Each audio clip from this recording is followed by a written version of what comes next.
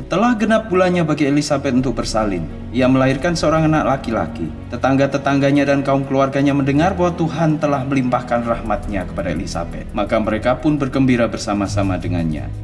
Pada hari yang ke-8 datanglah mereka untuk menghitankan anak itu. Mereka hendak menamainya Zakaria, seperti nama ayahnya. Tapi ibunya berkata, "Jangan, ia harus diberi nama Yahya." Mereka berkata, "Dalam keluargamu tidak ada seorang pun yang namanya begitu." Lalu dengan isyarat mereka bertanya kepada Zakaria ayahnya, apa nama yang hendak diberikannya kepada anaknya itu. Zakaria meminta sebuah batu tulis dari mereka lalu menulis demikian, "Namanya Yahya." Mereka semua heran. Seketika itu juga mulut Zakaria dapat berbicara lagi dan lidahnya tidak lagi kaku. Lalu ia memuliakan Allah. Orang-orang yang tinggal di sekitarnya menjadi takut. Semua peristiwa yang terjadi dibicarakan orang di seluruh daerah pegunungan Yudea. Setiap orang yang mendengar tentang hal itu berkata dalam hatinya, "Apa gerangan yang akan terjadi dengan anak itu nanti?" Karena tangan Tuhan menyertai dia. Zakaria ayah anak itu dikuasai oleh Roh Allah lalu bernubuat, "Segala puji bagi Allah, Tuhan Bani Israel. Ia telah melawat umat-Nya dan membebaskan mereka.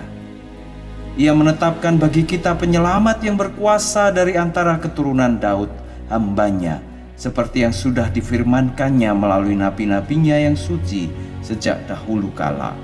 Dialah yang menyelamatkan kita dari musuh-musuh kita dan dari tangan semua orang yang membenci kita.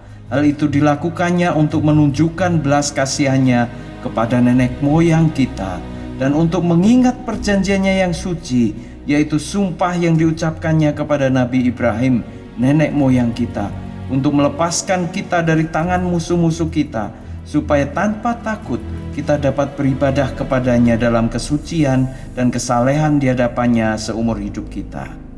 Engkau, anakku, akan disebut Nabi Allah yang Maha Tinggi, karena engkau akan mendahului Tuhan untuk mempersiapkan jalan baginya, dan untuk memberikan pengertian kepada umat-Nya mengenai keselamatan yang didasarkan atas pengampunan dosa-dosa mereka, karena kemurahan hati Tuhan kita. Bagaikan sinar surya di pagi hari dari tempat yang tinggi, demikian Ia datang melawat kita untuk menyinari orang yang hidup dalam kegelapan dan yang berada di dalam bayang-bayang maut, serta mengarahkan langkah kita kepada jalan kesentosaan.